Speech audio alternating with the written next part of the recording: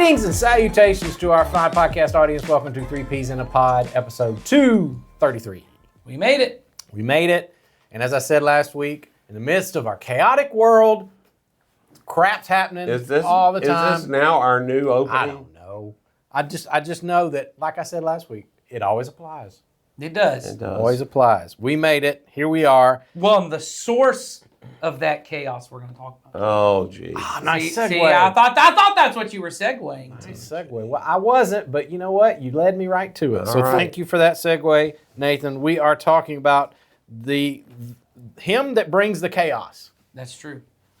or not. I'm afraid whose name y'all going to call. Oh, you think that? Okay. I won't say. No. Okay. But people are probably waiting. They're all got their own answer. Yeah, depending on which side of the aisle you fall on, you probably think you know who that is. Dude. We'd get a lot more viewers if we just started hashtagging certain famous people's names underneath this. Yes. We'd get a lot of good. Wouldn't that be fun? Yeah. Here's the question for this week. Is Satan eternally evil, or is there hope he can change, and should we be praying for him? So I'm going to answer the first question and try to be quiet on the rest. Really? It's all one question, right? I'd like to see you do that. Well, me too.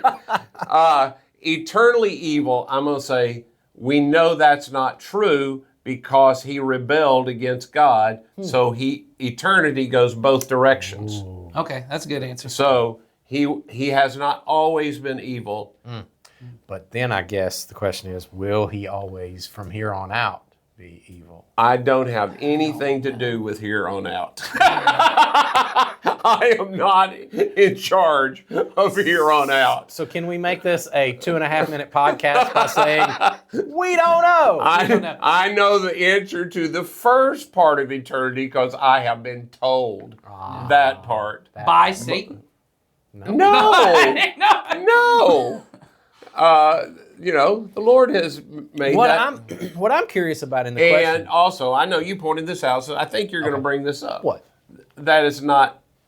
Should be not be capitalized. It can be capitalized, but not in the terms of an individual person. So explain to the people what you mean by that. It can be capitalized the like word that the Braves can be capitalized. So the word that we translate Satan. Right, Talk is about actually better translated probably as the Satan, right? Or as I've heard many people now like to the Satan.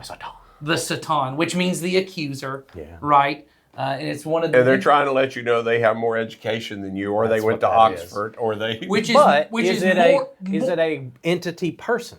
Well, we don't know. I mean, that's the answer. We don't know. We don't know. There are some people who would say, yes, it's an individual angel that rebelled and went. Other people would say it's actually not even a individual entity at all, or it's not even personal in that sense.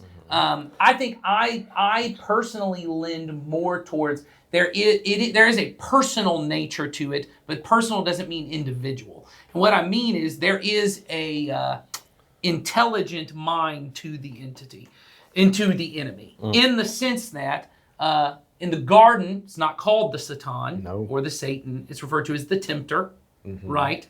And whether or not that's the same person as the Satan, or a separate thing whatsoever. I don't know if you noticed or not, Nathan has also adapted Satan. He has. That's just he's more fun because he is smarter than me. That is what it for is. Sure. Wherever it sits, whether those are the same individual entity, I also don't think that seems to matter. Jesus most often refers to this as the enemy. Yeah. Right? But then at times refers to it with a personal pronoun. That's right. So that's where I tend to lend more. I am, as I've said on previous podcasts, a little more okay with the ambiguity and the unknown. I know many people, people that I really respect who are very much, there is no devil, there is no individual Satan.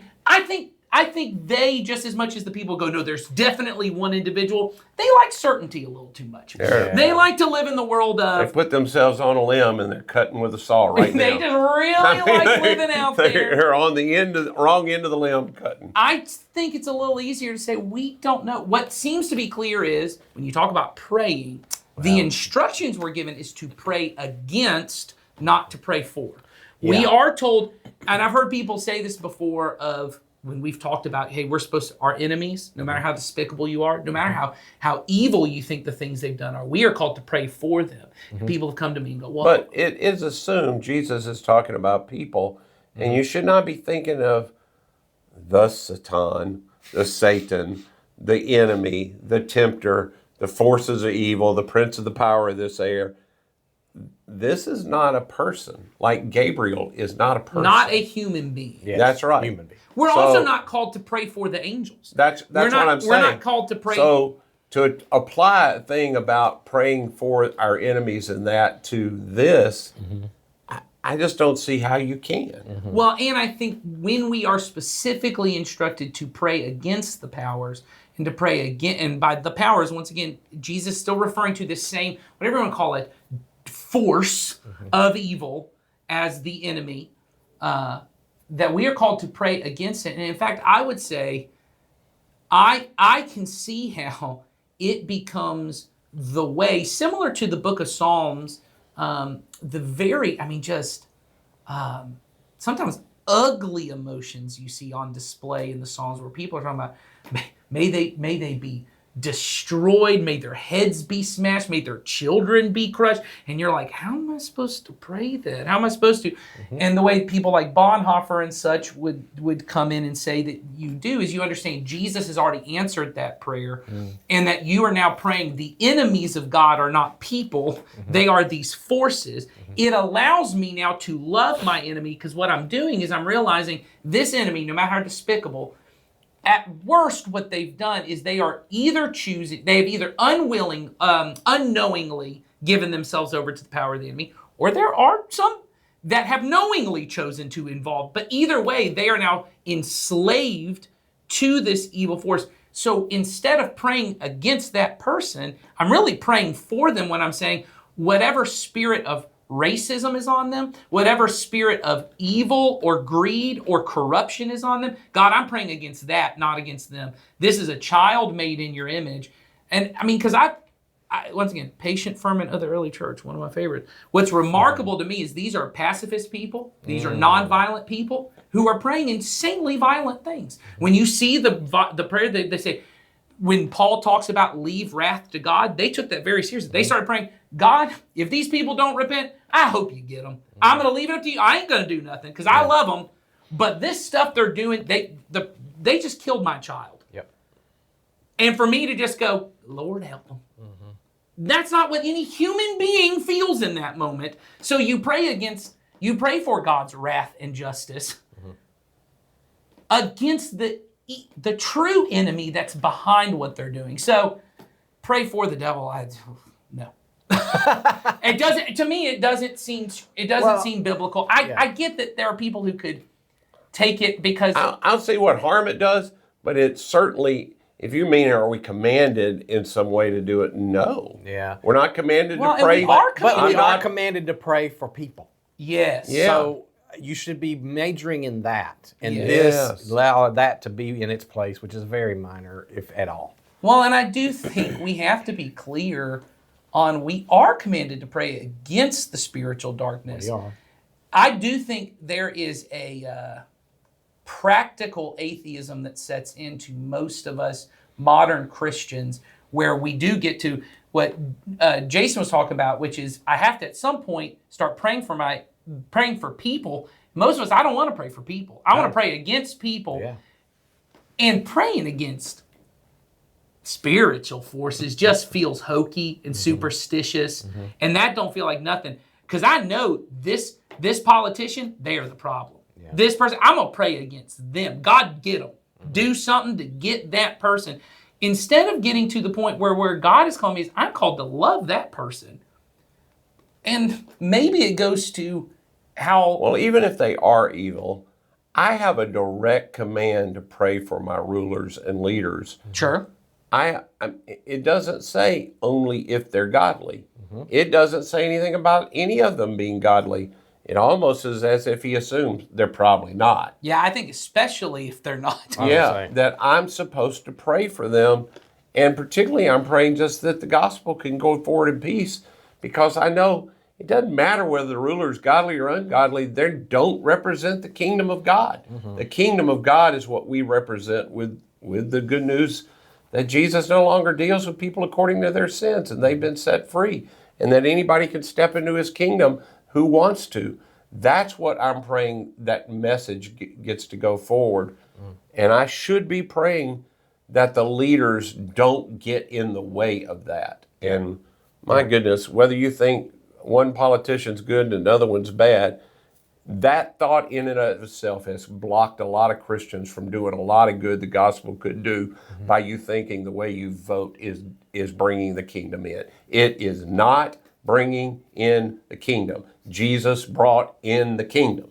Well, It's done. It done been brung. Done brung. You just got to not be distracted. Yes. So, what were we going to say? all I was going to say was based on that point as well. What does seem to be clear is the term Lucifer, which often gets referred to, or which comes from that term was like morning star or whatever, that often people take they build a lot of things about what we know about the Satan from that.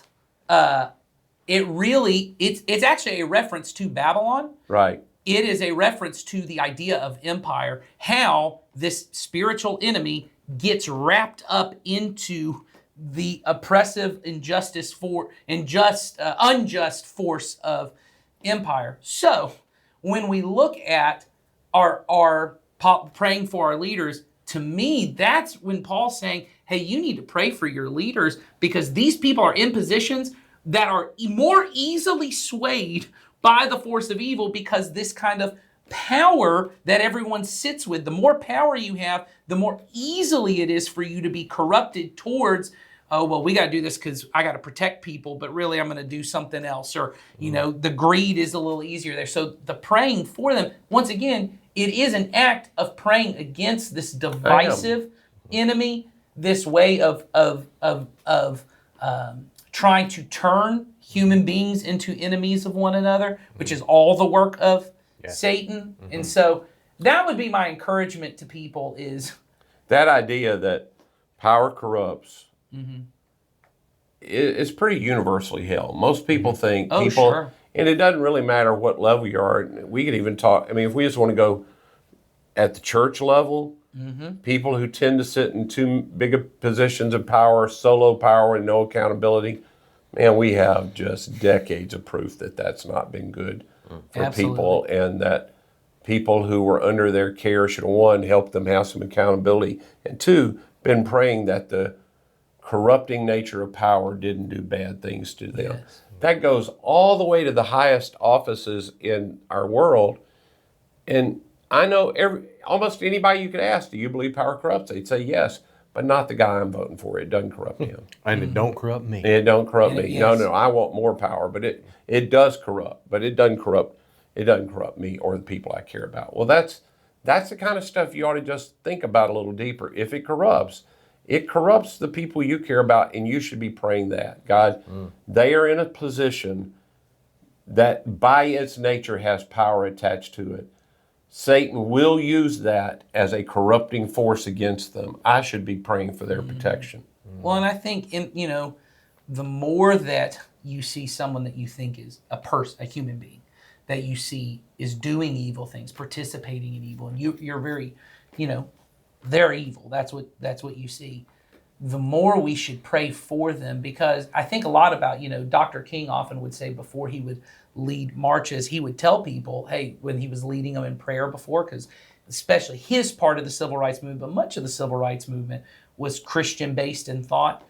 And he would say before he would pray and lead them out, he'd say, if you can't honestly pray for these white people, mostly, that are going to be attacking us, trying to kill us, trying to belittle us and send us away, he says, then you can't go out and march. He said, because this is a freedom movement, but not just freedom for us. We have to free them from this hatred that they have, because this hatred or this, complacency they have of, well, it don't really affect me that much what's going on with these other people. That injustice anywhere is a threat to justice everywhere, that kind of mentality. He's saying we're setting people free from this, and he would believe, demonic force that is at work in the lives of people. And so the more evil I think someone is, the more they are to be pitied by me, not to be feared by me. And I think often we look at people doing horrible things, and a lot of the anger we feel towards them is more fear-based than it is anything. I'm afraid of the power they hold. I'm afraid of what they could do to me or people I love. And what I should be looking at is this is a person who has been corrupted. That if they're truly doing evil, willingly or unknowingly, if what they're doing, if the belief they hold, if the thing they're doing is truly evil, then ultimately it should cause me to pray for them. Mm-hmm. Because I want them to be free. I want them to come to wholeness. But I won't be able to do that unless I'm honest about the hurt that has happened to me or the thing I'm afraid of. Being willing to admit that, and that's where I think prayer comes in. Mm-hmm. I'm praying against this evil, but the evil is not the person. There's something behind the person that's making them do that. Mm-hmm. Yes. So, start by praying for people. Pray for people. Pray against the evil, and don't pray for Satan. And don't pray for him. I think that's the most orthodox thing we've ever said on this podcast is don't pray for Satan. We'll just camp out right there because we feel pretty confident on that one. Pretty good. Don't pray for Satan. All right. I don't think I've said it this episode, but so before we sign off, don't forget, link is in the description to send the questions in. We always need your questions. Send them in. Well, we don't need it. Ed points out we don't need them, so I won't say need. We would love them. We would love it. We'd be honored to answer your question in the best that we can. So send them on. So and we will, if we have one next week, we'll see you then, and we'll do our best to answer it. So, see ya.